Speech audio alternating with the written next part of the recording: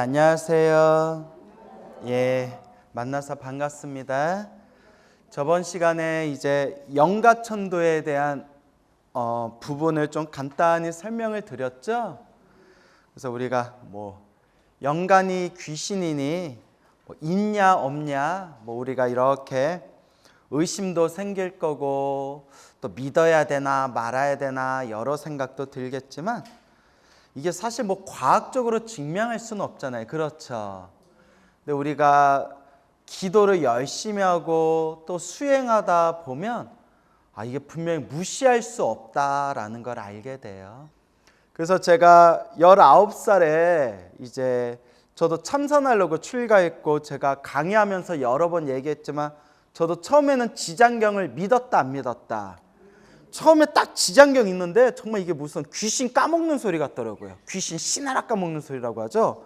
이걸 믿어야 되나 말아야 되나 저도 의심이 많이 들었는데 그 뒤로 제가 지장경을 거의 안 봤어요. 딱 첫인상이 이게 무슨 이거에 믿어야 되나 말아야 되나 라는 의심이 딱 생기니까 한 20대 때는 그 뒤로는 지장경을 안 읽어보다가 이제 30대가 되고 부처님 경전 공부하고 우리 대만 불교, 중국 불교 큰 스님들 법문을 보다 보니까 그 중국 불교, 대만 불교의 큰 스님들이 다들 무슨 경을 중요하게 여기더라?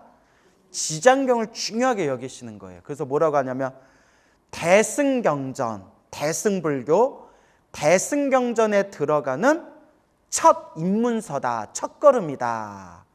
그래서 대승경전을 공부하는 사람이라면 지장경부터 시작해라 라는 그런 법문들을 보고 이 큰 스님들이 8만대장경을 다 보신 분이고 평생 수행하고 공부하신 분들인데 지장경이 대승경전의 첫걸음이다 라고 하신 말씀이 허투루 하신 말씀은 아닐 거다. 그리고 30대 중후반에 다시 지장경을 읽어봤어요. 내용이 너무 좋은 거예요. 출가하고 처음 지장경을 본 뒤에 이거 뭐야 하고 거의 10년 동안을 지장경을 안 보다가 10년 동안 저도 참선도 하고 연불도 하고 기도도 하고 경전도 많이 봤을 거 아니에요? 그러니까 10년이 훌쩍 지난 뒤에 다시 지장경을 보니까 정말 기가 막히다. 너무 내용이 좋고 정말 우리 업장이 두꺼운 업보가 많은 우리 중생들을 제도하기 위해서 이렇게 펼쳐진 경전이다라는 생각이 들더라고요. 그리고 저도 절에 있으면서 연불하고 기도하고 옆에서 49제 천도제 같은 걸 보다 보니까 제가 귀신을 본 적은 없지만 영가를 무시하면 된다 안 된다? 안 된다. 그래서 우리 큰 스님들이 다들 천도제 하신 거예요. 우리 큰 스님들이 다 천도제도 하시고 49제도 하시고 우리 항상 백중기도 올리잖아요. 평생 참선하신 큰 스님들도 천도제를 중요하게 여기셨어요. 그래서 괜히 다 이게 허투루 엉뚱하게 나온 내용이 아니다. 그래서 시간이 지나면서 느끼는 게 부처님의 경전을 보면서 이걸 믿어야 되나 말아야 되나 저도 이렇게 고민한 적이 있었지만 부처님 가르침을 공부하면서 느낀 게 결국 믿을 건 뭐밖에 없다? 경전밖에 없구나. 경전이 나를 속이지를 않는구나. 물론 경전 공부를 깊이 하면 경전도 등급이 있어요. 조금 우리 유치원, 초등학생 눈높이에 맞춘 경전이 있고요. 중학생, 고등학생 눈높이에 맞춘 경전이 있고요. 그 다음에 대학생, 대학원, 박사과정 눈높이에 맞춘 경전들이 있어요.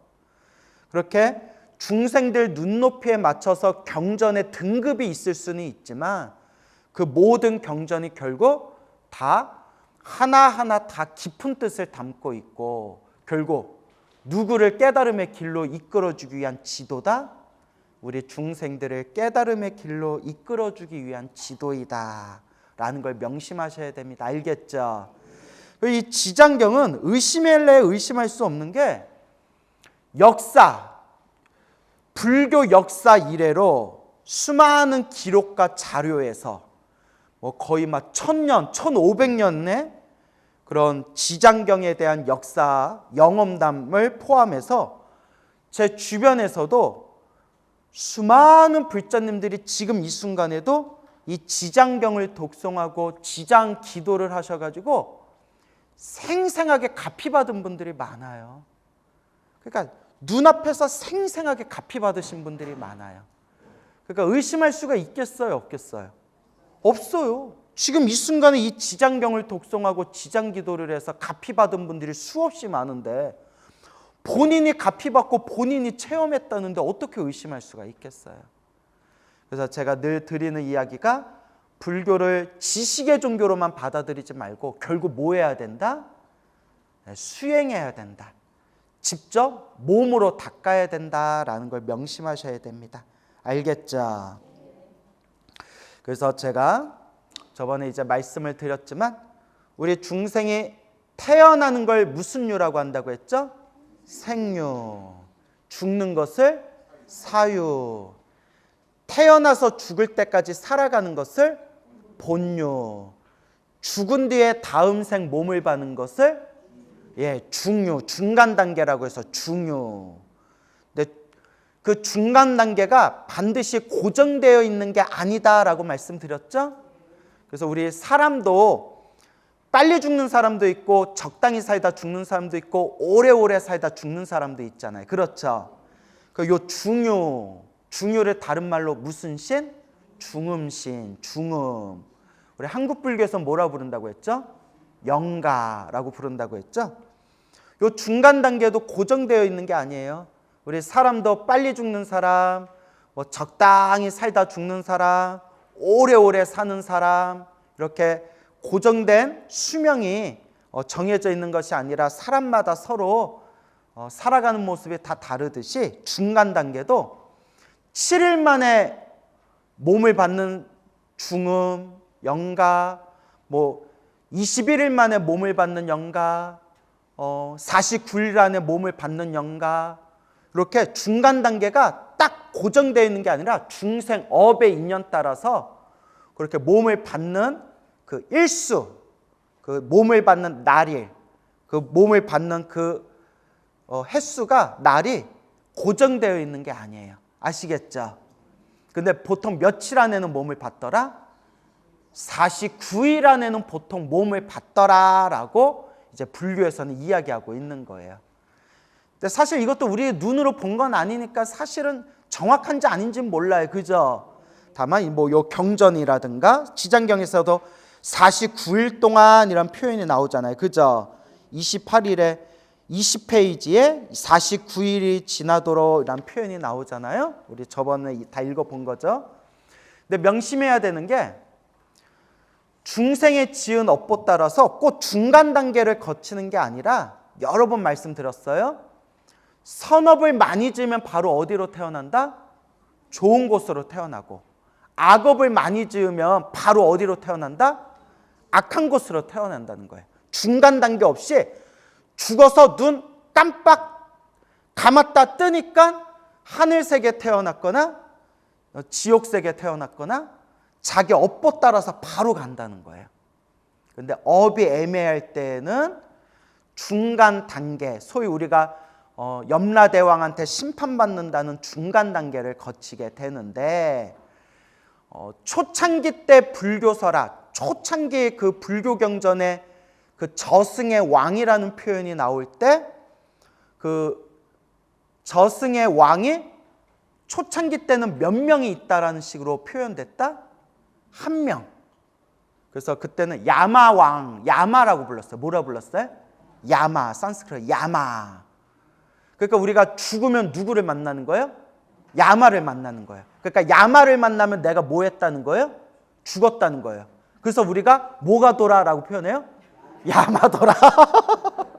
미쳐버리겠네 이런 표현이에요. 우쩍한 얘기예요. 그래서 야마, 산스크리트 야마왕이 한자로 표기될 때 연마로 번역이 됐고, 한자로 표기할 때 연마라는 표현 대신 지금 우리 무슨 왕이라고 많이 표현한다? 염라대왕, 염라라는 표현을 많이 써요. 그러다가 지장신앙이 발달하면서 언젠가부터 저승의 왕이 몇 분이 있다라는 걸로 시왕, 10분의 왕, 10분의 저승의 왕이 일주일에 한 번씩 왕이 그 죄인을, 그 중생, 영가를 심판한다라는 식으로 이야기가 펼쳐지는 거예요. 아시겠죠? 그래서 염라대왕이 시왕 중에서 몇 번째라고 했어요? 5번째. 염라대왕 특징이 머리에 뭘 이고 있다? 경전. 근데 그 경전을 보통 불교설화에서는 금강경이다 보통 얘기한다. 그래서 제가 저번 시간 말씀드렸죠? 금강경 독송을 많이 하고 저승에 가면 염라대왕이한테 VIP 대우받는다. 금강경 영엄 이야기 들려드렸죠? 그리고 또 어떤 책에 보면, 어떤 영엄집에 보면 금강경 법화경 기도를 많이 하고 오면 염라대왕이 그 자리에서 벌떡 일어나서 마중 나간다, 뭐 이런 이야기들이 있다. 이제 그런 영엄담이 있습니다. 그래서 일주일에 한 번씩 한 분의 저승 왕한테 심판, 판결을 받으니까 7분의 왕한테 일주일에 한 번씩 받으니까 77은 며칠이에요?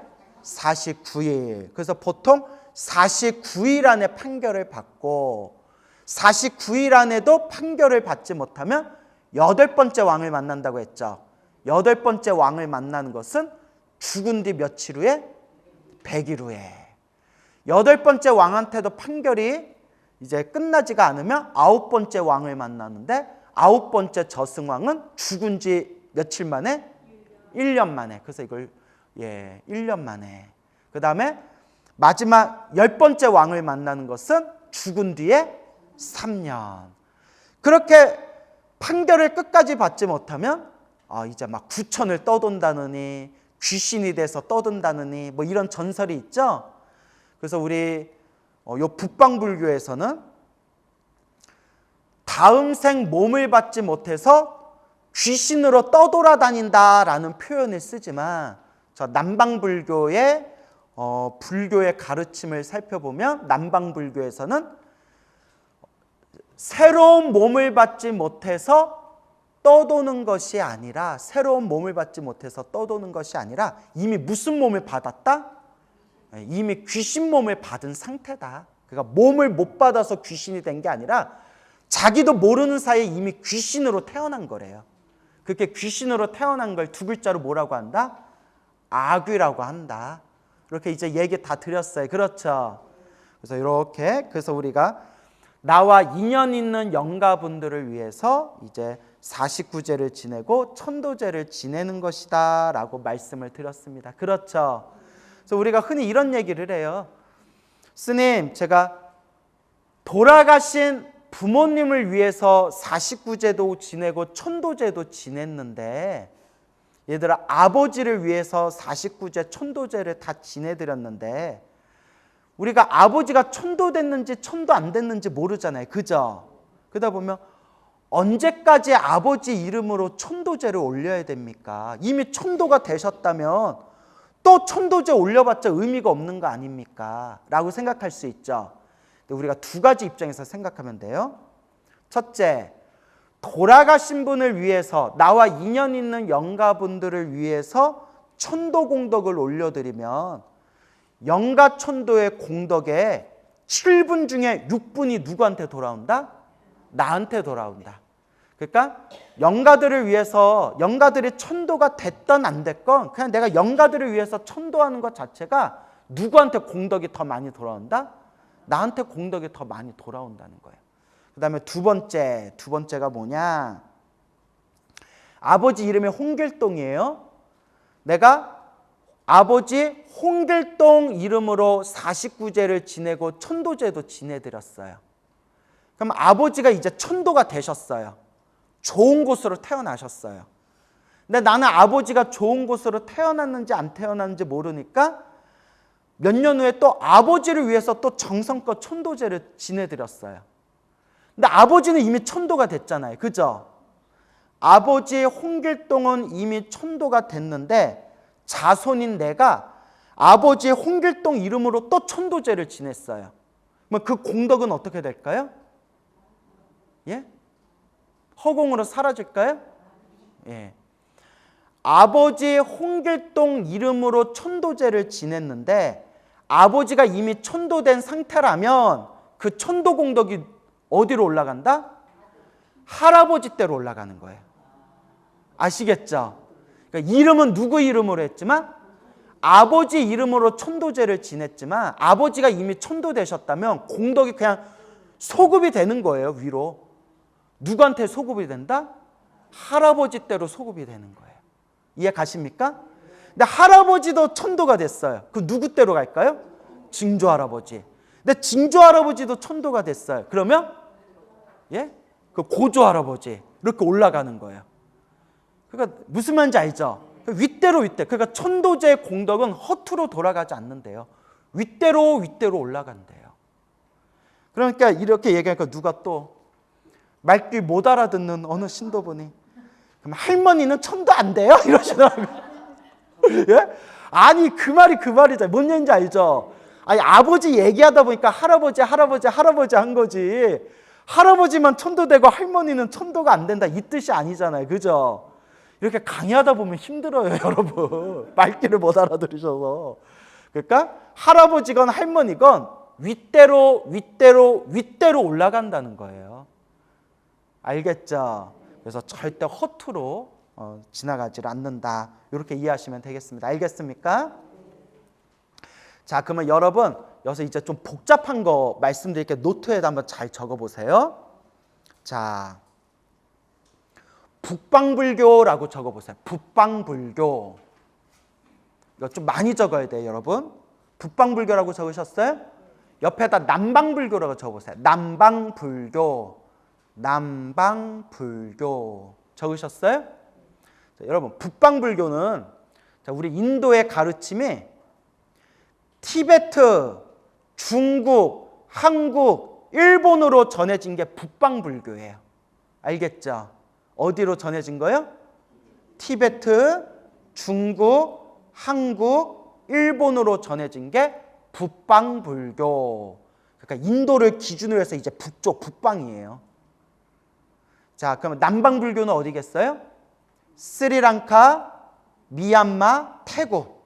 여기가 남방불교예요. 스리랑카, 미얀마, 태국. 아시겠죠? 예. 이제 여기서 중요한 게 북방불교는 대승불교를 믿어요. 무슨 불교? 대승불교를 믿는데 북방불교에서도 이제 소승경전, 소승불교, 요새는 소승불교라는 단어를 안 쓰는데 그냥 제가 알아듣기 쉽게 얘기하는 거예요. 요새는 소승불교라는 단어는 안 써요. 북방불교로 전해진 소승경전이 아함경이에요. 무슨 경? 아함경. 이거 이제 제가 영가천도하고 관련된 얘기를 하려고 하는데 요걸 알아둬야 제가 말하기가 편해서 그래요. 알겠죠? 자, 북방불교로 전해진 소승경전을 무슨 경이라고 한다? 아함경. 그다음에 남방불교로 전해진 남방불교로 전해진 경전을 니까야라고 해요. 따라오세요. 니까야 들어보셨죠? 그래서 아함경하고 니까야하고 80% 비슷하대요. 내용이. 대동소이하다 하죠? 80% 비슷하대요. 자, 그러면 남방불교 니까야 옆에다가 아비담마라고 적어주세요. 아비담마 적어주셨어요? 아비담마. 우리 북방 아함경 옆에는 아비달마라고 적어주세요. 아비달마. 아함경 옆에다가 잘 적고 계세요? 이거 안 적으면 나중에 무슨 말인지 못 알아들어요. 여러분, 아함경하고 니까야하고 몇 프로 비슷하다고 했어요? 80% 내용이 비슷해요. 그래서 아함경을 연구한 논문이 아비달마라고 부르고요. 니까야를 연구한 논문을 뭐라고 부른다? 아비담마라고 불러요. 근데 같은 뜻이에요. 같은 뜻인데 그렇게 우리 북방 아함경을 연구한 논문을 아비달마, 니까야를 연구한 논문을 아비담마. 근데 발음이 다른 거고 아비달마, 아비담마 결국은 같은 뜻이에요. 근데 역시 내용은 좀 달라요. 자, 슬슬 좀 복잡하죠? 네, 이제 무조건 적으세요. 이렇게까지 설명하는데 뭔 말이야 하는 분들은 문수기도 좀 많이 하세요. 이 이상 어떻게 쉽게 설명해? 알겠죠? 왜 문수기도 하라고 하는 거예요? 지혜를 상징하니까. 예. 우쩍한 얘기예요. 와준 것만도 고마워요. 자, 그러면 아까 제가 이제 여러분 북방불교는 다 적으셨죠? 북방불교는 아함경, 소승경전 아함경, 혹은 우리가 말하는 뭐 지장경, 금강경, 법화경, 화엄경은 대승경전이죠. 북방불교는 49제도 인정하고 천도제도 인정해요. 뭐도 인정하고 49제도 인정하고 뭐도 인정해요? 천도제도 인정해요. 근데 남방불교, 특히 미얀마 쪽은 천도제는 인정하는데 49제는 인정하지 않아요. 그래서 여러분 가끔 49제 같은 거는 의미가 없다 이렇게 얘기하는 분들이 있죠. 그런 분들은 요 남방불교 영향을 받은 분들일 수도 있어요. 그래서 자, 북방불교는 뭐도 인정하고 뭐도 인정한다? 49제도 인정하고 천도제도 인정한다. 근데 남방불교, 특히 미얀마 불교는 뭐는 인정하는데 뭐는 인정하지 않는다? 천도제는 인정하는데 49제는 인정하지 않는다. 맞죠? 왜냐하면 북방불교는 중유라고 하죠. 중음을 인정해요. 뭘 인정한다? 중음. 그래서 중음이란 게 있기 때문에 중간 단계가 있기 때문에 49제를 지내줘야 되는 거예요. 무슨 단계가 있어서? 그래서 중간 단계 안에 공덕을 지어서 좋은 데로 보내줘야 되니까. 그래서 77은 49제를 인정하는 거예요. 그런데 아비담마, 니까야 옆에 아비담마, 니까야를 연구한 아비담마에서는 중유를 인정하지를 않아요. 뭘 인정하지 않는다? 중음을 인정하지 않아요. 그러니까 중간 단계가 있어요, 없어요? 중간 단계가 없으니까 49제 지낼 필요가 있어요, 없어요? 없어요. 자, 이제 정리되세요? 중음을 인정하기 때문에 뭐하고 뭐가 있다? 49제하고 천도제가 있다.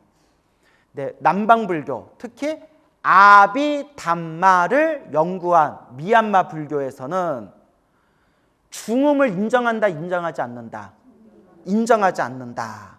그렇기 때문에 모는 있지만 모는 없다?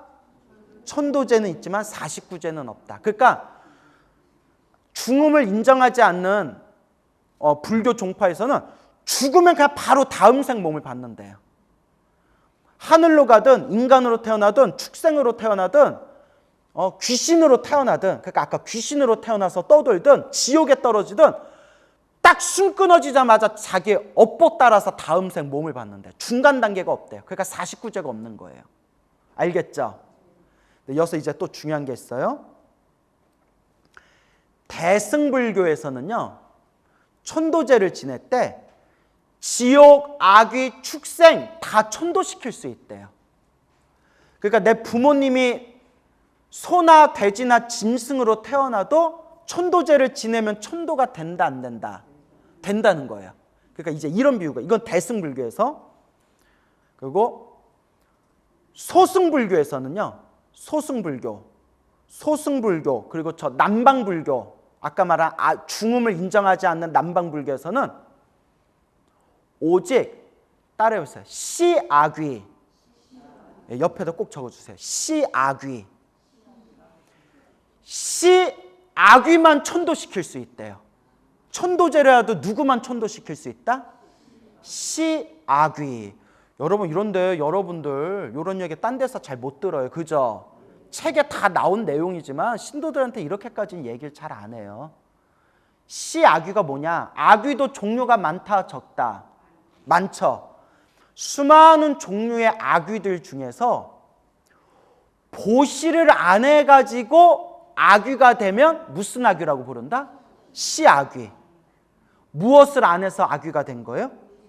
보시를 안 해서 악귀가 됐기 때문에 살아있는 사람들이 보시공덕을 올리고 천도를 하면 누구까지는 천도시킬 수 있다? 시아귀까지는 천도시킬 수가 있대요. 알겠죠? 어느 불교에서는? 남방불교, 또 소승불교에서는. 그래서 대승불교에서는 지옥, 아귀, 축생 다 천도시킬 수가 있다라고 말한다. 그래서 어떤 내용이 있냐면 어떤 사람이 절에 가서 돌아가신 부모님을 위해서 지극정성 염불하고 천도제를 올렸대요. 천도제를 딱 올리고 집에 왔는데 며칠 전에 낳았던 새끼 돼지들이 죽어버린 거예요. 그래서 아유, 천도제 지내고 왔는데 왜 돼지들이 죽었지? 왜 새끼 돼지가 죽었지? 내가 정성이 부족했나? 했는데 그날 밤 꿈을 꿨는데 돌아가신 부모님이 환한 모습으로 나타나서 고맙다 아들아, 고맙다 아들아. 우리가 뭘로 태어났는데? 돼지로 태어났는데 네가 지극정성 천도공덕을 올려줘서 무슨 몸을 벗고? 돼지 몸을 벗고 하늘세계로 태어나게 됐느니라. 요런 식의 이제 불교설화가 많아요. 알겠죠? 제가 하나도 지어낸 거 아니에요?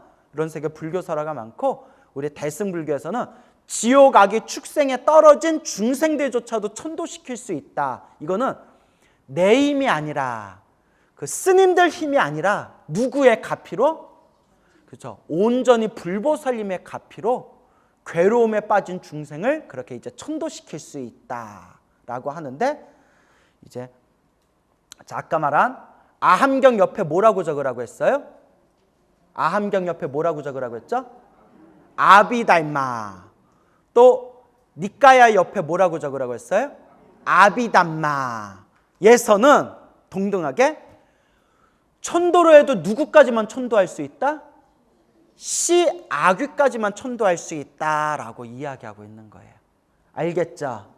예, 그렇게 이제 여러분들이 정리해 놓으시면 될 것 같아요. 무슨 말인지 알겠습니까? 그러니까 이렇게 불교 종파도 가르치는 관점이 조금씩 달라요. 너무 어려워요. 솔직히 저도 책 많이 보고 나름대로 공부를 하잖아요. 깊이 들어갈수록 불교가 너무 어려워요. 왜 어렵냐? 큰 스님들마다 각각의 종파마다 불교를 해석하는 관점이 같다 다르다 달라요. 나 이제 솔직히 모르겠어요. 누구 말이 맞는지 모르겠어요. 물론 굵직한 건 그런 이런 거 맞아요. 뭐 마음이 부처다. 선업을 짓고 공덕을 닦아야 된다. 뭐 마음을 깨쳐야 된다. 육바라밀을 닦아야 된다. 이런 건 다 똑같아요. 이제 깊이 들어가면 불교 종파도 각각의 불교 종파마다 그 불교를 바라보고 해석하는 관점이 저마다 달라요. 벌써 천도제만 하더라도 똑같은 인도 불교에서 뿌리를 둔 북방 불교와 남방 불교인데 북방 불교는 중음이 있다고 인정하고 남방 불교는 뭐가 없다고 인정해요? 중음이 없다고 인정하는데 근데 이것도 이제 잘 들어보세요. 아까 니까야를 연구한 논문을 뭐라고 한다고 했죠? 아비담마. 잘 들어보세요. 니까야 경전에서는 중음이 있다라는 식으로 말하는 표현이 있어요. 어디에? 그래서 또 잊어먹었어. 바로 니까야에. 니까야에는 뭐가 있다라고 암시하는 표현이 있다? 중음이 있다라고 암시하는 표현이 있어요. 그런데 니까야를 연구한 게 뭐라고 했어요? 아비담마. 아비담마에서는 니까야를 연구한 게 아비담마인데 아비담마는 중음이 있다라고 해요? 없다라고 해요? 없다라고 해요. 그러면 우리는 니까야가 교과서고 니까야를 연구한 논문이 아비담마인데 니까야에서 중음이 있다라는 그런 표현이 있는데 그렇게 암시하는 표현이 있는데 왜 아비담마에선 중음이 없다고 딱 쳐버렸냐? 아비담마에서 보면 니까야에 중음이 있다라고 암시한 표현은 그냥 설화라는 거예요. 그러니까 중생들 눈높이에 맞춰서 쉽게 설명하려다 보니까 눈높이가 낮은 중생들을 쉽게 이야기를 통해서 설명하려다 보니까 중음, 마치 뭐 영가가 있다는 식의 표현이 나오는데 엄밀하게 깊이 따져보면 중음이 있다 없다, 중음이 없다라고 아비담마에서 이야기를 해요. 근데 그건 그쪽 관점이에요. 반대로 북방불교의 아함경이나 아비담마에서는 중음이 있다고 해요, 없다고 해요? 있다고 해요. 벌써 불교 종파가, 각각의 다른 불교 종파가 불교를 바라보는 관점이 벌써 달라져 버리는 거예요. 그리고 또 재밌는 게 아까 여러분 남방불교가 어느 나라가 남방불교라고 했어요? 스리랑카, 미얀마, 태국. 아까 제가 남방불교는 중음이 있다라고 했어요, 없다라고 했어요? 없다라고 했죠. 그러니까 한국말은 끝까지 들어야 돼요. 똑같이 남방불교인데 미얀마는 중음이 없다는 식으로 말하고 태국 불교는 중음이 또 있다라고 말해요. 물론 또 깊이 들어가면 스님들마다 견해가 다르지만 태국 불교에서는 이렇게 중음이라는 게 있다라는 식으로 얘기하고 미얀마는 그 아까 말한 아비담마의 영향을 받아서 철저하게 중음이 없다라고 얘기해요. 무슨 얘기인지 알겠죠? 그래서 이것도 어렵지만 그냥 상식 삼아 알아두시고 무조건 메모하세요. 따라해보세요. 바방가. 또 다른 발음 바왕가라고 돼요. 따라해보세요. 바왕가. 그리고 바왕가 옆에다 적어주세요. 재생 연결식. 따라해보세요. 재생 연결식. 자, 여러분 저를 한번 보세요. 아비담마, 중음이 없다는 아비담마 불교에서는 죽은 뒤에 바로 다음 생에 태어난다고 얘기하잖아요. 그죠? 죽은 뒤에 바로 다음 생 태어날 때 이번 생의 광우가 다음 생의 아무개로 태어나려면 이번 생의 광우가 다음 생의 아무개로 태어나게끔 하는 연결고리가 있어야 되잖아요. 그죠? 연결고리가 있어야 되잖아요. 그 연결고리를 아비담마, 남방불교에서 뭐라고 한다? 재생 연결, 재생, 다시 태어나는 연결고리가 되는 식. 그래서 세 글자로 뭐라고 부른다? 바왕가라고 부르는 거예요. 알겠죠? 그 중음이 없어요. 바왕가, 다음 생에 바로 재생 연결식, 연결고리에 의해서 다음 생 내가 지은 업보 따라서 새로운 몸을 받는다. 그런 식으로 윤회가 지속된다. 근데 똑같은 남방불교인데도 미얀마 불교 쪽은 중음이 없다. 재생 연결식에 의해서 바로 다음 생 몸을 받는다라는 식으로 얘기하고, 알겠죠? 태국 불교는 똑같은 남방 불교인데도 뭐가 있다라는 식으로 또 얘기한다? 중음이 있다는 식으로도 얘기한다. 하지만 우리 북방 불교는 티베트, 중국, 한국, 일본으로 이렇게 묶여있는 북방 불교는 무조건 무엇이 있다라고 본다? 중음, 영가가 있다고 본다.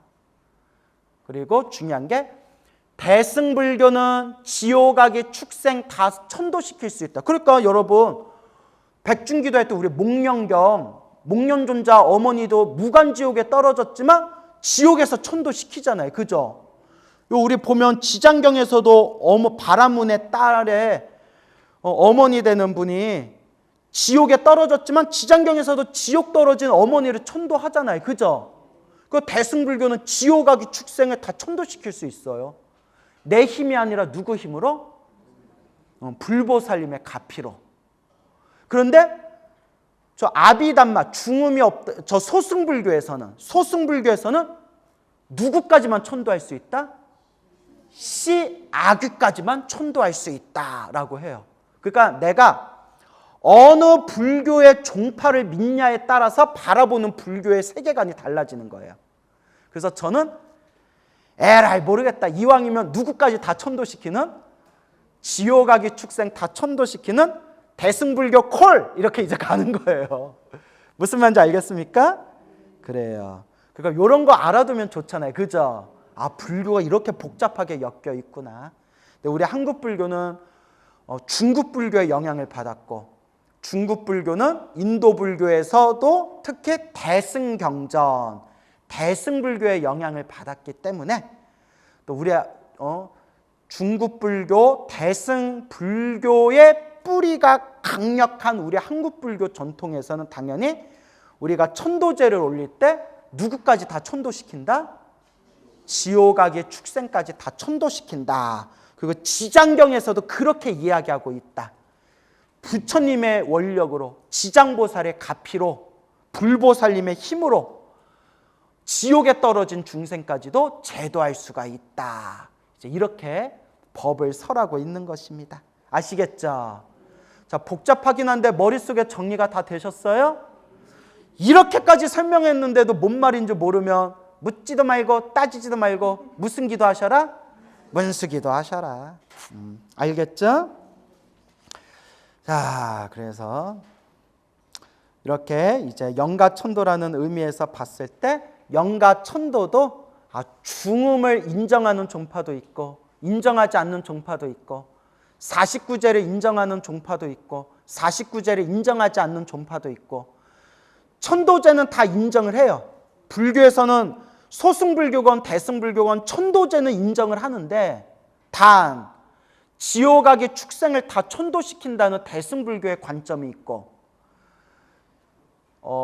하늘세계에 태어났거나 아슈라로 태어났거나 인간으로 태어났거나 축생으로 태어났거나 혹은 이미 지옥에 떨어졌거나 이래버리면 이미 몸을 받았기 때문에 천도시킬 수 없고 누구까지만 천도시킬 수 있다?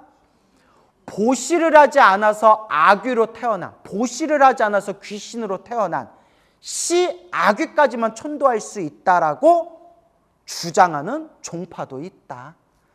그래서 우리가 어떤 종파의 가르침을 믿냐에 따라서 불교를 바라보는 관점이 달라지는데 그래서 가끔 불자님들 중에서도 스님 공부 많이 하신 어떤 분이 천도제 49제 그런 거 아무리 해도 소용없다.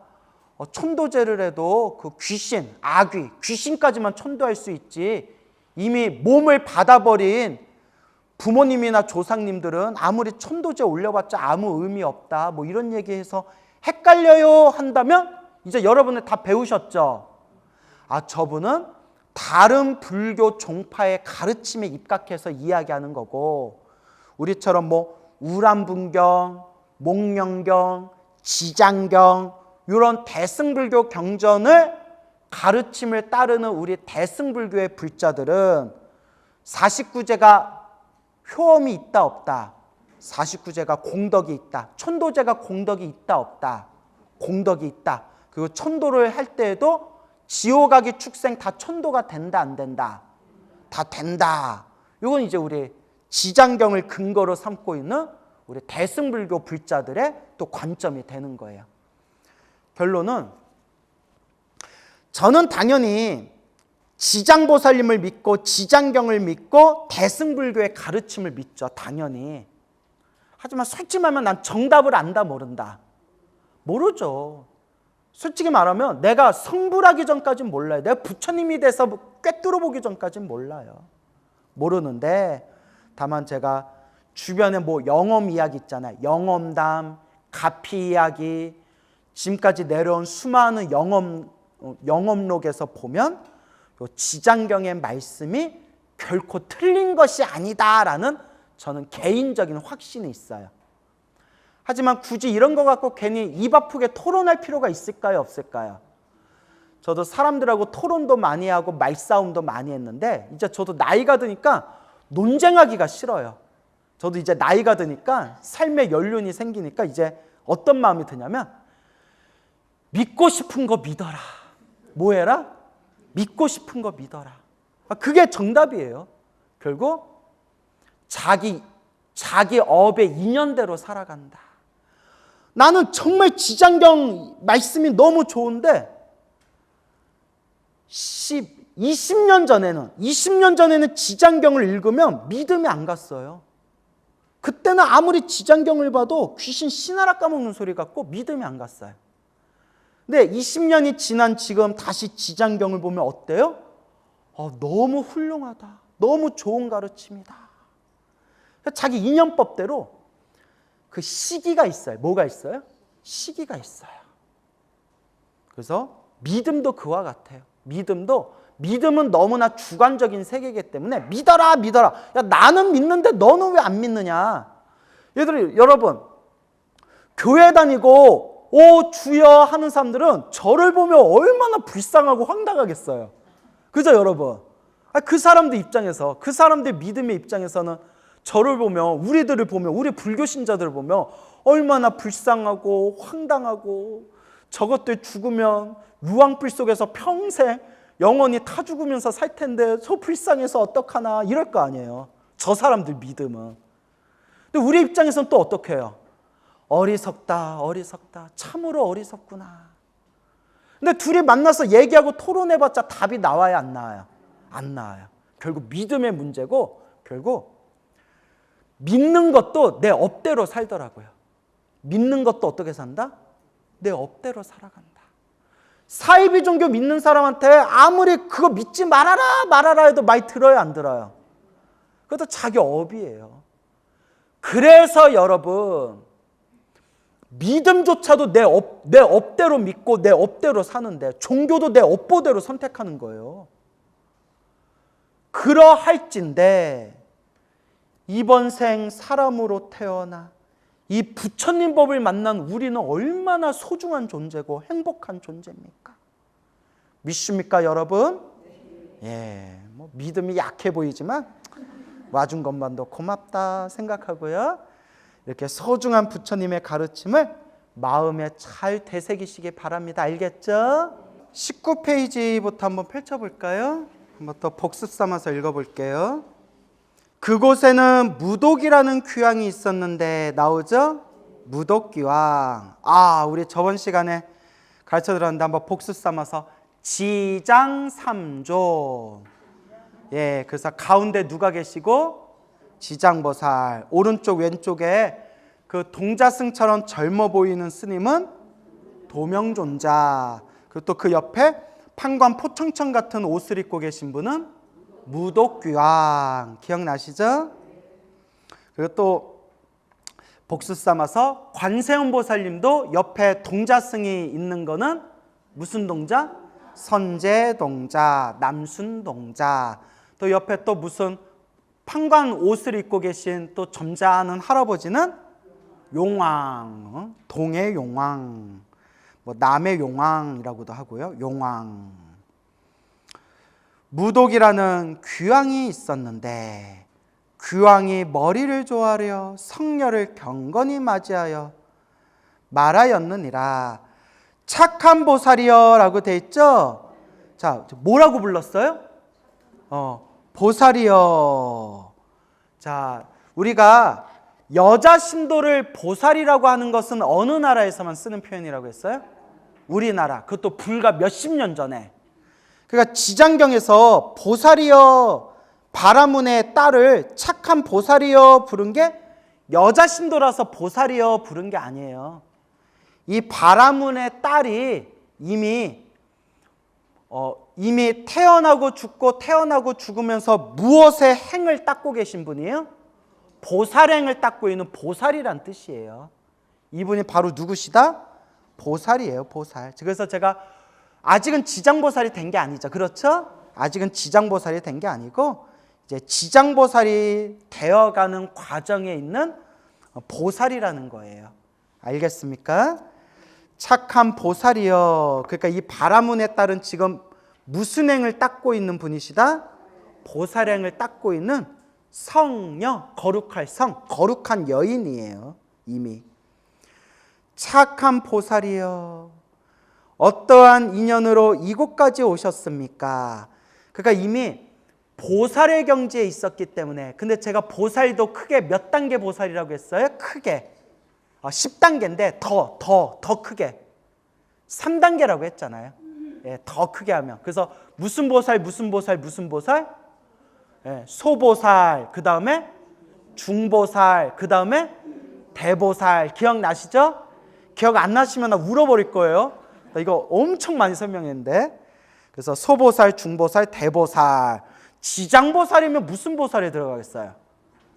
예? 지장보살 정도면 무슨 보살에 들어가겠어요? 소보살 이러면 나 미쳐버리는 거예요, 여러분. 지장보살이면 대보살이죠. 대보살들 중에서도 으뜸 가는 보살을 뭐라고 부른다고 했어요? 보살, 마살. 그렇죠? 근데 이 바라문 성녀는 소보살, 중보살, 대보살 중에 어느 보살에 들어갈까요? 소보살? 소보살보다는 높지 않을까요?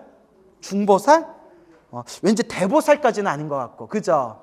그래서 이런 거는 뭐 잘 모르지만 어쨌거나 요 바라문의 딸, 요 여인이 보통 존재가 아니라 이미 무엇의 경지에 계신 분이다?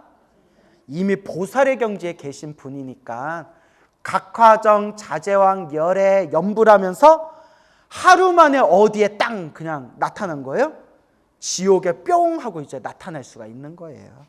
그러니까 우리하고 경지가 달라요. 알겠죠?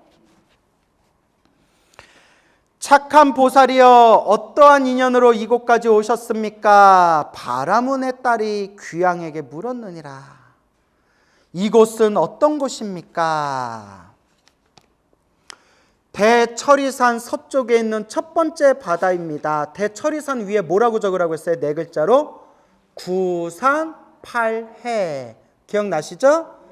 그래서 이 세 개를 구성하고 있는 8개의 산과 8개의 바다.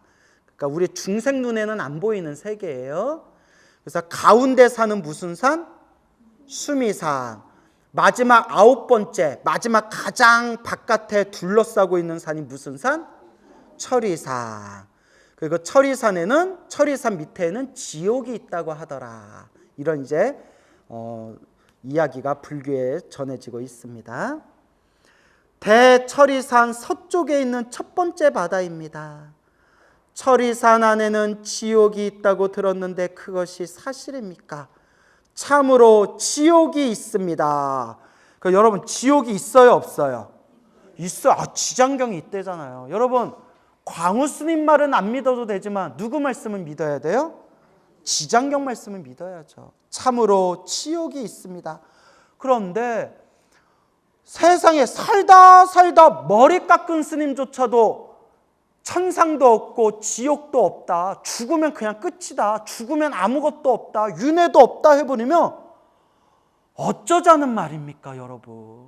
지장경에도 있다고 했고 부처님 팔만대장경에도 분명히 윤회가 있다고 했고 부처님 경전에 부처님께서 하늘색에 태어난 중생 이야기, 지옥에 떨어진 중생 이야기를 경전에서 수도 없이 얘기했는데 머리 깎고 승복 입고 부처님 제자라고 하면서 신도들한테 시중물 받아먹고 신도들한테 보시 받으면서 먹고 사는 출가자가 부처님의 머리 깎은 승복 입은 사람이 부처님 경전하고 정반대로 윤회도 없다, 지옥도 없다, 죽으면 그냥 끝이다. 그럼 뭐하러 복을 짓고 뭐하러 선업을 짓고 뭐하러 공덕을 쌓고 뭐하러 수행하고 뭐하러 정진하고 뭐하러 연불해요? 뭐하러 백중기도 올려요? 2600년 동안 중생을 다 속인 거지 불교가. 제 말이 틀립니까? 예? 틀립니까? 예? 그러니까요. 이 세상에 너무 삿된 무리들이 많아요. 그래서 저는 이렇게 얘기해요. 부처님 경전의 말씀에 반대말을 하면 부처님 법문의 말씀을 믿지 않으려면 승복을 벗어라. 제 말이 틀렸습니까? 아니 어떻게 승복을 입고 부처님 경전의 말씀을 거꾸로 얘기할 수가 있냐고요. 부처님 경전의 말씀을 안 믿어도 돼요. 믿기 싫으면 믿지 말아야죠. 믿음은 강요하는 게 아니잖아요.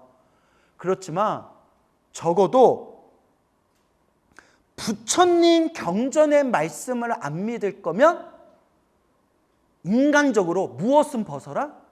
승복은 벗고 얘기해라. 제 말이 지나칩니까? 내가 좀 지나친 것 같은데 지금.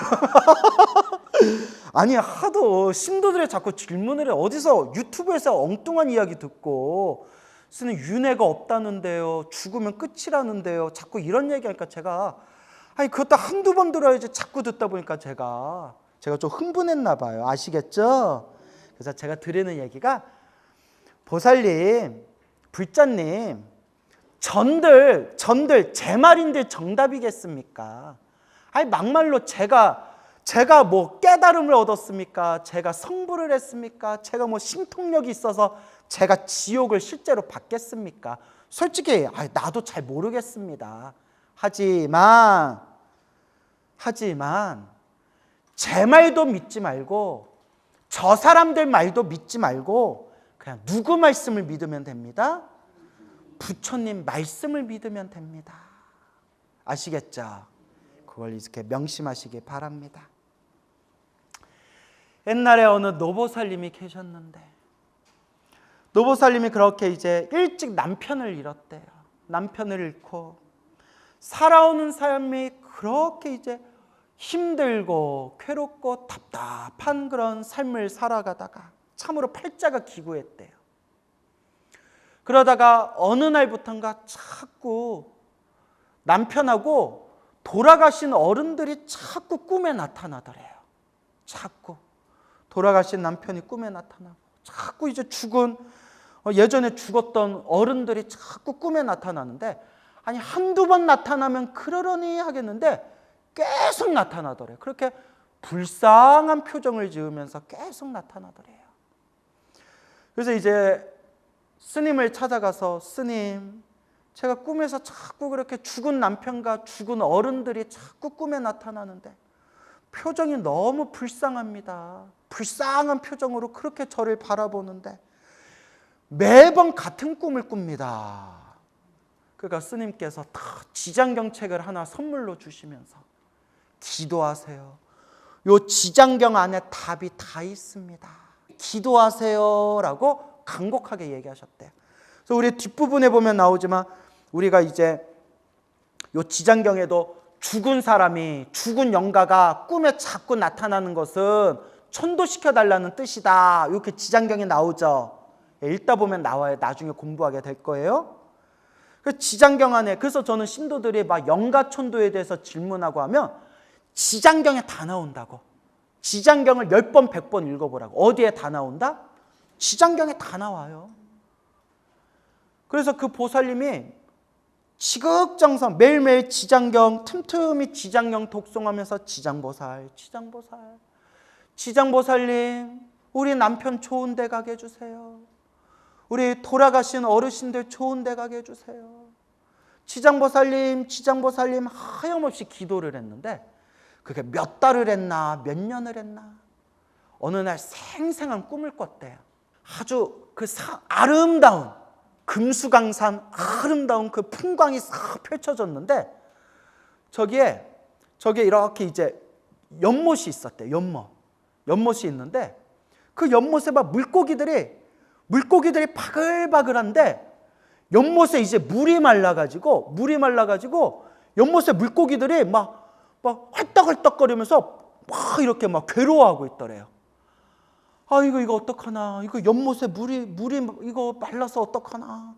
옆에 큰 이거 폭포에 막 물이 막 맑은 물이 막 흘러가고 있길래 그 연못에 그 물이 다 말라가는 연못에 뛰어들어가 가지고 그 물고기 하나하나를 다 옆에 있는 그 맑은 폭포가 흐르는 맑은 물에다가 물고기들을 다 건져서 다 맑은 물에다 풀어줬대요. 그 연못에 말라붙은 연못에 헐떡거리고 있는 그 물고기들을 싹 저 맑은 강에다가 폭포가 흐르는 맑은 강에다가 다 풀어주고 난 뒤에 잠에서 딱 깼는데 그렇게 기분이 상쾌하더래요.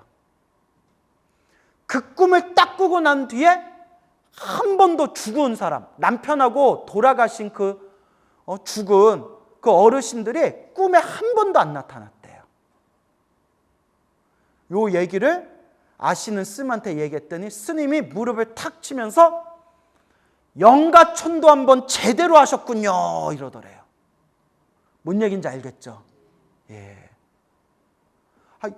이런 걸 실제로 체험한 사람한테 지장경을 믿니 안 믿니, 뭐 영가가 있니 없니, 뭐 다음 생 윤회가 있니 없니, 이런 게 말할 필요가 있어요 없어요? 없어요. 자기가 기도해서 체험한 사람들한테는 그 지장경 읽는다고 뭐 효과가 있습니까? 이런 말이 필요가 없어요. 그 꿈을 꾸고 나서 보살님 마음이 그렇게 많이 편안해졌대요. 그리고 죽은 남편하고 돌아가신 어르신들, 죽은 영가들이 그 뒤로는 꿈에 나타나지를 않더래요. 그래서 여러분, 불교는 지식으로 들어가는 게 아니라 물론 알기는 알아야 돼. 그러니까 우리가 경전 공부하는 거예요. 왜냐? 올바로 알아야 올바로 닦을 수 있으니까. 하지만 지식으로 끝내서는 안 되고 뭐 해야 된다? 네, 체험해야 된다. 체험하려면 결국 뭐 해야 돼요? 기도하고 수행해야죠. 관세음보살, 관세음보살, 지장보살, 지장보살. 그렇게 수행하는 겁니다. 아시겠죠? 그래야. 참으로 무엇이 있습니다? 지옥이 있습니다. 어떻게 하면 제가 그곳까지 갈 수 있겠습니까? 그것은 부처님의 위신력과 업력, 이 두 가지 인연으로만 갈 수 있을 뿐입니다. 그러니까 내가 지은 업으로 지옥에 가든지 아니면 부처님의 신통력, 위신력, 부처님의 신통력으로 지옥에 구경하고 오든지 이렇게 위신력과 업력으로만 갈 수가 있다. 이 바라문 성녀는 지금 지옥에 어떻게 간 거예요? 업력으로 간 거예요? 그렇죠. 부처님 각화정 자제왕 열애의 위신력으로 요 철위산 서쪽에 있는 첫 번째 바다에 뿅 하고 가서 무독귀양을 만난 거잖아요. 그죠? 성녀가 다시 물었느니라. 이 물은 어떤 연유로 저렇게 끓어오르며 어찌하여 죄인과 사나운 짐승들이 저다지도 많습니까? 염부제, 염부제는 인간 세계 다른 말이에요. 인간 세계에서 악한 짓을 하다가 죽은 중생들 가운데 49일이 지나도록 그를 위해 공덕을 지어 고난에서 건져주는 일이었거나 살아있을 때 착한 인연을 지은 것이 없으며 그가 무슨 인연 좀 지어라? 착한 인연도 짓고 좋은 인연도 지어라. 아시겠죠? 그래서 제가 어디 법문 다니고 법당에 가면 여러분 법문에 가고 법당에 가면 제가 항상 대웅전에 가서 이렇게 불전을 항상 올려요. 그러면 항상 얼마 올리면 항상 10,000원씩은 올려요. 얼마씩은? 네, 10,000원씩은 올려요. 그래서 10,000원은 올리시는데 그러니까 법당에 가서 이렇게 10,000원은 이렇게 항상 부처님께 공양을 올리는데 얼마 전에 저기 선운사 도소람에 법문을 갔다 왔어요. 도소람 아시죠? 갔다 와봤나요? 기가 막히잖아요. 정말 그 내원궁 기가 막히잖아요. 그래서 그거 지장보살 성지로 가장 유명한 도량 중에 하나가 바로 어디예요? 네, 도소람 내원궁 도량이잖아요. 그래서 도소람 내원궁에 딱 올라가는데 기가 막힌 거예요. 그리고 우리 또 지장경 공부하고 있고 또 지장 성지라고 불리운 데가 도소람 내원궁이잖아요. 그죠? 또 도소람 내원궁 지장보살상이 그렇게 영험이 있대잖아요. 그래서 그날만큼은 제가 불전하면 얼마 넣었다? 5만 원 넣었어요. 착한 인연, 착한 인연. 무슨 인연을 지어라? 착한 인연을 지어라. 근데 이제 사람 마음이 좀 그런 것 같아요. 이제 그러면 안 되는데 저도 중생이다 보니까 보통 어디 도량에 가면 그래도 대웅전 큰 법당에 가서 이렇게 10,000원씩은 공양을 올리는데 정말 유명하거나 영험 있는 도량이다, 영험 있는 불상이다 하면 괜히 어떤 마음이 들어요? 10,000원 한 장 더 넣을까? 이제 이런 그런 망상이 생길 때가 있어요. 근데 이제 정성이 중요한 거죠. 예, 여러분들도 어때? 그런 마음 들지 않아요? 예, 그래요. 예, 그 웃자간 얘기예요. 그래서 무슨 인연을 지어라? 좋은 인연, 착한 인연을 지어라. 본래 지은 악업대로 지옥에 가야 되므로 어쩔 수 없이 누가 지은 악업대로? 내가 지은 본래 내가 지은 악업대로 가는 거예요. 누가 원효대사가 그런 얘기했죠. 저 하늘세계 극락세계 문 열어놓고 오라고 하는데도 오는 사람 없고 저 지옥세계 가라고 하는 사람 아무도 없는데 저렇게 지옥에 빠져들고 있다고. 그런 이제 유명한 얘기가 있어요. 이게 남 얘기가 아니라 누구 얘기예요? 우리 얘기예요. 그래서 여러분, 제가 요새 그런 생각이 들어요. 세상에 수많은 일들이 일어나고 그 속에서 수많은 사람들하고 대화 나눠보고 이런저런 얘기를 하다 보니까 이번 생 착하게 살아야지라고 그래도 마음 먹고 사는 사람들은 대단한 사람들이에요. 성근이 있는 사람들이에요. 그래도 착하게 살아야지. 그리고 부처님 법을 믿고 부처님 법을 닦아야지 하는 사람들은 정말 대단한 사람들이에요. 이 시대가 너무나 혼탁하기 때문에 야, 부처님 믿는다고 뭐가 되냐? 대부분 이렇게 생각하거든요. 왜냐면 부처님 믿어도 내 삶하고 아무 관계가 없다. 대부분 이렇게들 생각하잖아요. 근데 부처님 법이 너무 좋다. 부처님 법 믿고 살아야 되겠다. 정말 대단한 사람들이에요. 그리고 윤회를 믿고 인과를 믿고 인연법을 믿고 내가 이번 생 복을 짓고 선업을 짓고 공덕을 지어야 되겠다. 다 내가 지은 업의 인과대로 살아간다라고 딱 믿음이 있는 사람들은 엄청나게 대단한 사람들이에요. 이 시대 그런 마음 내기가 쉽다 어렵다? 정말 어려워요. 제가 이렇게 절에 다니는 사람 말고 다른 바깥에 있는 사람들 대화 나눠보면 이렇게 인과나 인연에 대해서 철두철미하게 믿고 의지하는 사람들이 없어요. 바깥 세상에는. 야, 죽으면 끝이지. 죽으면 그냥 영원한 잠에 빠져드는 거야. 죽으면 끝이지. 무슨 복을 짓고 선업을 짓고. 아유, 야, 절에 가서 연등달 돈 있으면 치킨이라도 한 마리 더 사 먹어. 뭐 이제 그런 말들 한다니까요. 그죠? 보살님 그런 얘기 많이 들었나 보다. 예. 그래서 치킨 많이 드셨나요? 으짜가 안 얘기해요, 으짜가. 그러니까. 그래서 인연법. 다 누가 지은 업의 인연이다? 내가 지은 업의 인연이니 내가 무엇을 지으면서 살아야 되겠다? 좋은 인연 지으면서 살아야 되겠다. 마음을 일으킨 분들은 정말 성근이 있는 사람들입니다. 아시겠죠? 그렇게 명심하시기 바랍니다. 본래 지은 악업대로 지옥에 가야 되므로 어쩔 수 없이 이 바다를 먼저 건너야 하기 때문입니다. 이 바다 동쪽으로 10만 유순이라고 되어 있죠? 유순의 밑줄 그어보시겠어요? 경전에 나오는 옛날 고대 인도의 거리의 기준이래요. 거리의 기준. 근데 유순이 이게 해석이 저마다 달라요. 해석이 저마다 다른데 여러 가지 해석이 있는데, 그러니까 유순하면 꼭 정확히 이게 몇 킬로미터다라고 굳이 이렇게 집착할 필요 없어요. 알겠죠? 왜냐하면 이게 해석이 서로 저마다 책마다 내용이 달라서. 보통 이렇게 얘기해요. 소 한 마리가 한나절 걷는 거리를 유순이다라고 그렇게 얘기해요. 무엇이? 소 한 마리가 한나절 동안 걸어가는 그 거리를 유순이라고 부른다. 하지만 이거는 그냥 제가 수많은 해석 중에 가장 쉽게 얘기한 거고요. 책마다 내용이 달라요. 알겠죠? 예, 그래서 그냥 고대 인도의 거리의 기준을 뜻한다.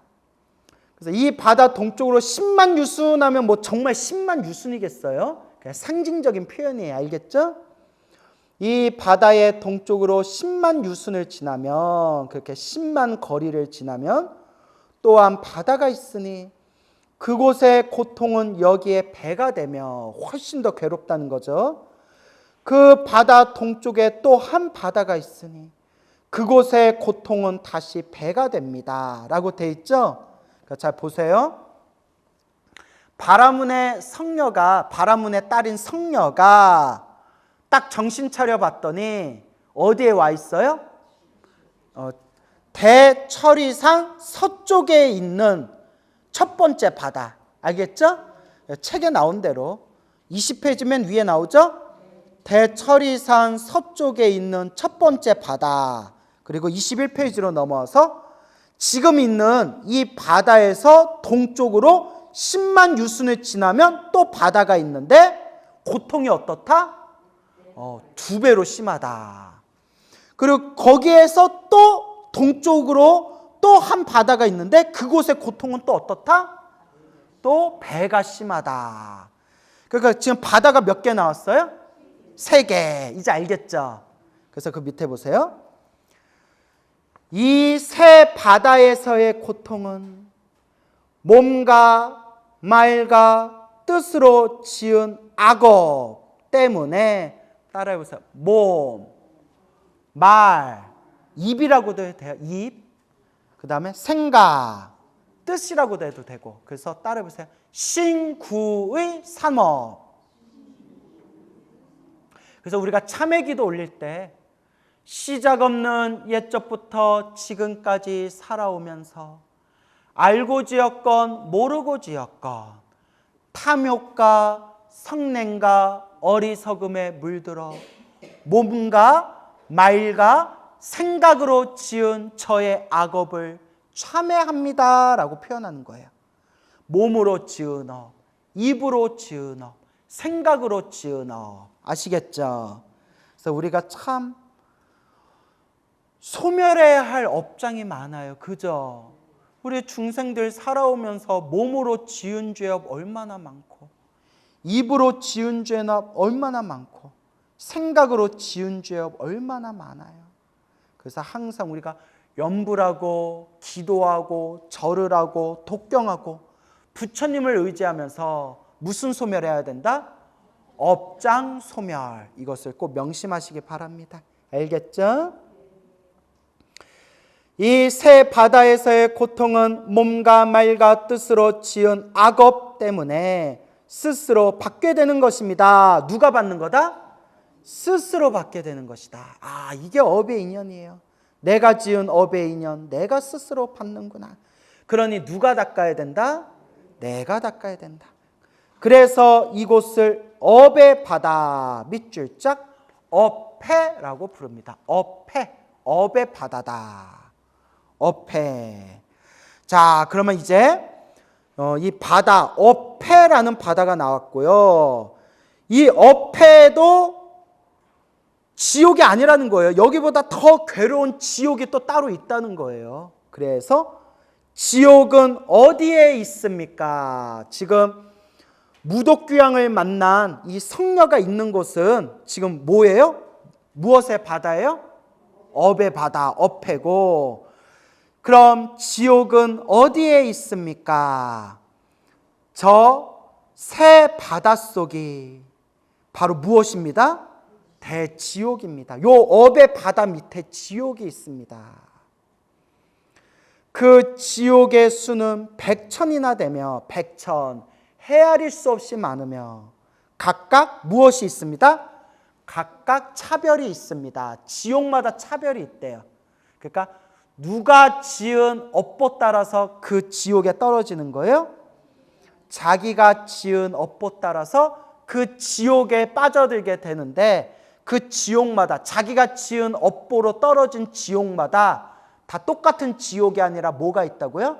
차별이 있대요. 그래서 우리 보자. 칼산지옥, 화탕지옥, 발설지옥, 맹수지옥, 뭐 무슨 지옥 하면서 수많은 지옥들이 있잖아요. 자, 큰 지옥이 몇 개고? 18, 밑줄짝 18. 다음으로 작은 지옥은 또 몇 개고? 500. 또 그 다음으로 자잘한 지옥까지 합치면 몇 개다? 1100. 헤아릴 수 없이 많다. 큰 지옥이 18이고 다음으로 500이 있고 또 그 다음으로 1100이나 있는데, 그 지독한 고초는, 괴로움은 한량이 없습니다. 그래서 여러분, 책마다 지옥의 개수가 같다 다르다? 달라요. 그래서 책에 보면 어떤 책에는 뭐 8대 지옥이 있고 8대 지옥. 8대 지옥을 또 나누면 8열 지옥과 파란 지옥으로 나누고, 또 8열 지옥과 파란 지옥을 또 쪼개면 36지옥이 있고, 또 36지옥을 또 쪼개면 108지옥이 있고, 또 108지옥을 쪼개면 중생의 번뇌가 84,000개이기 때문에 각각의 번뇌를 상징하는 84,000지옥이 있다. 이렇게 책마다 내용이 다릅니다. 이런 거는 그냥 너무 이제 우리가 개수는 집착할 필요는 없고요. 딱 요것만 알아두세요. 지옥은 1개건, 3개건, 5개건, 8개건, 36개건, 108개건, 84,000개건, 지옥은 고정된 실체가 없대요. 딱 이거다라는 지옥이라는 고정된 실체가 없대요. 다만 누가 지은 업에 의해서 만들어진 거다? 그 지옥에 떨어질 업을 지은 그 중생의 업보가 만든 세계래요. 지옥이라는 고정된 실체가 있는 게 아니라 지옥의 고통을 받아야 할 업보를 가진 중생이 그 업보에 의해서 만들어진 세계가 바로 지옥이라는 거예요. 알겠죠? 그래서 지옥이라는 것은 고정된 실체가 있는 것이 아니다. 그 지옥조차도 누가 만든 거다? 중생의 업이 만든 거다. 그래서 스스로 만든 업에 스스로 묶여서 스스로 고통을 당하는 거다. 그러니까 어떤 분이 지옥은 내가 만든 것이니까 내 마음 따라 지옥이 일어나고 내 마음 따라 지옥이 사라지니까 지옥을 무서워할 필요 없다. 이런 말 하면 될까요? 안 될까요? 그래서 옛날 큰 스님들이 뭐라고 하냐면 지옥도 마음 따라 지옥이 일어나고 마음 따라 지옥이 사라지니 마음 따라 일어나고 마음 따라 사라지는 그 지옥을 무서워할 필요 없다라고 말하지 말아라. 왜냐?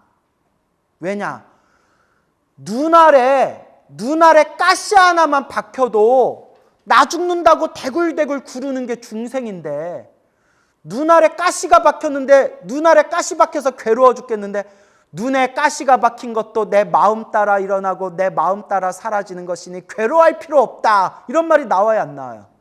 안 나오잖아요. 그래서 불교 공부를 잘못하고 참선 수행을 잘못하면 입만 살아요. 뭐만 살아요? 입만 살아요. 천상도 마음이 만든 거요, 지옥도 마음이 만든 거요. 이 자리가 천상이고 이 자리가 지옥이니 걸리지 말아라, 집착하지 말아라 이렇게 입으로만 떠들어요. 그래놓고 눈동자에 가시 하나만 박혀도 어떻게 해요? 아이고 나 죽는다 하고 떼굴떼굴 굴러가잖아요. 그래서 여러분 불자들은 머리로만 불교를 이해하고 입만 살면 안 돼. 알겠죠? 예. 그래서 지옥이 없다고, 지옥은 마음이 만든 거니까 무서워할 필요 없다고 그런 말 함부로 하지 말아라.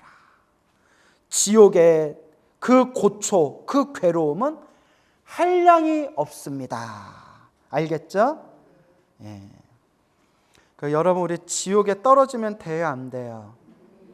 정말 무서워요. 난 정말 지옥이 무서워요. 그러니까 아니 난 가보지도 않은 지옥이 왜 이렇게 무서울까 했는데 제 느낌이 내 가까운 과거 전생에 한 번은 내가 지옥에 왔다 온 것 같아. 그렇지 않고서 막 지옥이 이렇게 무서울 수가 없어. 그때 내가 지옥에 떨어졌을 때 다시 내가 사람 몸 받으면 다시는 내가 지옥에 안 와야지. 진짜 내가 연불수행 열심히 해서 진짜 지옥에는 오지 말아야지. 아마 그때 지옥에서 내가 엄청 후회했던 것 같아요. 그래서 난 지옥이 너무 무서워요. 여러분 무서워요? 안 무서워요? 무서워요? 예, 너무 무서워요. 이렇게 무서운데도 여러분 수행 열심히 해야 안 해요? 이게 중생이야. 이게 중생이야.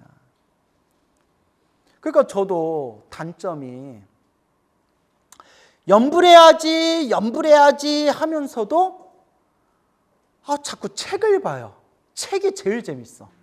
예, 그래서 이것도 내가 과거 전생에 아마 학자로 살았던 책을 보고 학자로 살았던 업의 습관이 강해서 그런가 보다. 그런 생각을 해봅니다. 그래서 여러분 지옥을 어떻게 여겨라?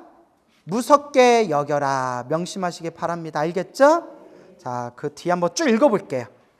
성녀가 또 물었느니라.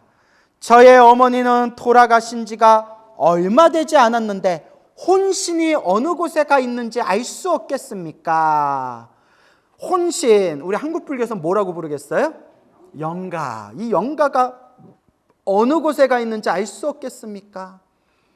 보살의 어머니는 살아계실 때 어떤 일을 하셨습니까?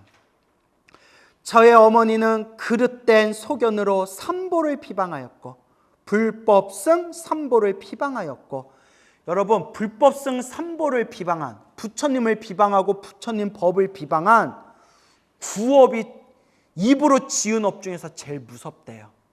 그 부처님 비방하면 돼요, 안 돼요? 부처님 가르침 비방하면 돼요, 안 돼요? 그 수행 열심히 하시는 수행자, 깨달음을 얻으신 분들 비방하면 돼요, 안 돼요? 절대 안 됩니다. 알겠죠? 서로 잠깐 믿다가도 금방 공경하지 않았습니다. 돌아가신 지는 얼마 되지 않았으며 태어난 곳은 알지 못합니다. 돌아가신 지는 얼마 되지 않았는데 지금 어디에 태어나셨는지는 안다 모른다. 어디에 태어나셨는지는 알지 못하겠습니다. 어머니의 성씨가 무엇입니까? 저의 부모는 바라문 종족으로, 바라문 카스트 제도 중에 브라만 계급이죠. 바라문 종족으로 아버지의 이름은 시라 성견이요 어머니의 이름은 열제리입니다. 무독귀왕이 합장하고 성녀에게 말했느니라. 보살께서는 너무 슬퍼하거나 근심하지 마시고 집으로 돌아가십시오. 죄인이었던 열제리는 천상에 태어난 지 며칠이 되었습니다? 3일이 되었습니다. 이미 천상에 태어났대요. 그럼 뭐하러 여기 와, 사람 피곤하게. 예? 그렇죠. 어머니 찾으러 왔는데 어머니 어디 계셔요? 물어봤더니 어머니 열제리는 어디에 태어난 지 3일이 지났습니다. 천상에 태어난 지 3일이 지났습니다. 효순한 자식이, 효도하고 순종하는 효순한 자식이 어머니를 위하여 각 과정 자제왕열의 탑이 있는 곳에, 탑이 있는 절에 공양을 올리고 복을 닦은 공덕으로, 이게 천도제의 원형이에요. 불보살님에게 공양 올리고 공덕을 닦는 거예요. 나와 인연 있는 영가들을 위해서 대신 공양 올리고 복을 닦은 거예요. 그래서 여러분, 공짜로 천도제 지내면 공덕이 없대요. 네. 안 하는 것보단 낫지만 공짜로 지내는 천도제, 막 싼 마음으로 지내는, 싸구려 마음으로 지내는 천도제는 공덕이 떨어진대요. 근데 안 하는 것보단 낫지만, 그래서 우리 아버지 스님도 본인이 스님이신데도 조상님 돌아가신 우리 할아버지 할머니 천도제 올릴 때 꼭 없는 돈이라도 꼭 모아가지고 다른 스님들이 초빙해서 천도제를 지내셨어요. 그건 난 이해가 안 됐죠, 어린 나이에. 우리가 스님인데 돈 주고 왜 부르냐. 광우야, 싼 맛에 천도제 지내면 공덕도 무슨 맛이 된다? 싼 맛이 된다. 그래서 나온 말이 싼마이라고 부르는 거예요. 싼마이. 네? 싼마이. 죄송합니다, 여러분. 그렇다고 여러분 제 말을 오해해서 돈을 많이 내야 천도제 공덕이 있다, 또 이렇게 생각하면 돼요, 안 돼요? 안 돼요. 또 엉뚱하게 그러면 돈을 많이 낼수록 천도제 공덕이 뛰어나겠구나, 이러면 또 제가 진짜 말하고자 하는 의도가 아니에요. 무엇이 중요하다? 물 한 잔을 올리더라도 정성스러운 마음이 중요하다. 알겠죠? 예, 그래서 정성스럽게 공양을 올리고 공덕을 짓는다라는 뜻이에요. 정성이 중요하다는 거예요. 그 애절하고 간절한 나의 부모님과 내 인연 있는 모든 영가들을 내가 천도시키겠다는 그 정성스러운 마음으로 공양을 올리고 공덕을 닦아라. 그걸 말씀드리고 싶은 거예요. 알겠죠? 예. 보살의 어머니뿐만 아니라 그날 이 무간지옥에 있던 죄인들 모두가 그러니까 어머니뿐만 아니라 어머니하고 무간지옥에 같이 있던 죄인들 모두가 함께 천상에 태어나 무엇을 누리게 되었습니다? 행복을 누리게 되었습니다. 그래서 세상에 가장 좋은 맥이 금맥이지만 금맥보다 더 좋은 맥이 무슨 맥이다? 인맥이다. 그 어머니하고 같이 지옥에 같이 있는 것만으로도 어머니가 천도될 때 누구들까지 천도됐어요? 같이 있던 지옥 중생 죄인들이 다 천도됐잖아요.